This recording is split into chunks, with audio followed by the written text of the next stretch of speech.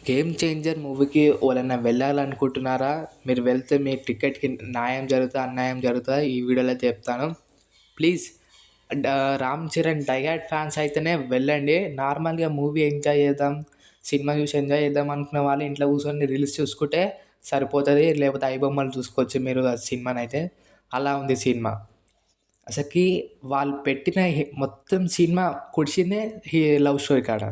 Love స్టోరీలో అసలకి ఏం లేదు. నేను 'గేమ్ చేంజర్' మూవీ అనుకుంటే హీరోయిన్, రామ్ చరణ్ కలిసి ఏమన్నా యాక్షన్ ఉంటది.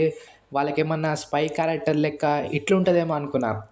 'గేమ్ చేంజర్' అనుకుంటే ఎట్లనో తీసిండు. హీరోయిన్ క్యారెక్టర్ లేదు. అసలు నిజం చెప్పాలంటే రామ్ చరణ్ గారు హీరోయిన్ కోసం కలెక్టర్ అయితాడు. ఇది నిజం ఇక్కడ.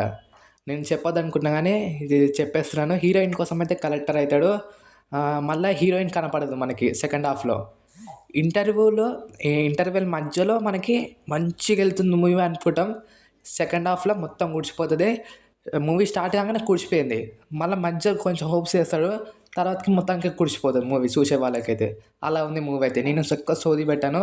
ఎట్లా ఉందో అలా అయితే చెప్తున్నాను. దీంట్లో రామ్ చరణ్ గారి తప్పే లేదు. నిజం చెప్తున్నా.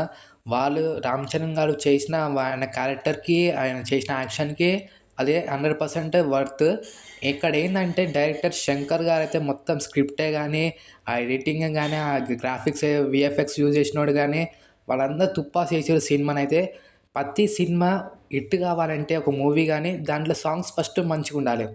మనం ఇప్పుడు 'గేమ్ చేంజర్' మూవీలో చూస్తే 'జరగండి జరగండి మచ్చా మచ్చా' సాంగ్ కొంచెమే హిట్ అయినాయి. మరి అంత లెవెల్‌లో గాదు. ఇక్కడ 'దేవర' మూవీ చూస్తే 'చుట్టమల్లె' సాంగ్ ఎంత హిట్ అయింది. మొత్తం పాన్ ఇండియా రేంజ్‌లో నార్త్ గానీ, సౌత్ గానీ కేవలం సాంగ్స్ బాగున్నా చూడనీకి చాలామంది ఎళ్తారు. దీంట్లో సాంగ్స్ బాలే, తర్వాతకి సినిమాలో కంటెంట్ ఉందా అంటే మూవీలో ఏమన్నా ఉందా అంటే మూవీలో గూడా తుస్సే ఉంది. దానివల్ల అయితే మూవీ అయితే డూప్ గాదు, ఫ్లాప్ అయింది. కరెక్ట్ పెట్టుకున్న ఆ సాంగ్ పేరైతే.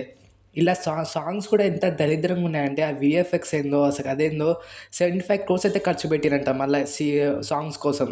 75 క్రోర్స్. నేను 'రామ్ చరణ్' అన్నకి ఫ్యాన్ కాకపోయినా 'రామ్ చరణ్' అన్నని ఇలా ఫ్లాప్‌లో చూడాలంటే చాలా బాధేస్తుంది. ఎందుకంటే ఇలాంటి మూవీ తీసి అసలకి మూవీలో అసలకి మీకు చూస్తే అసలకి ఏముండదు తెలుసా?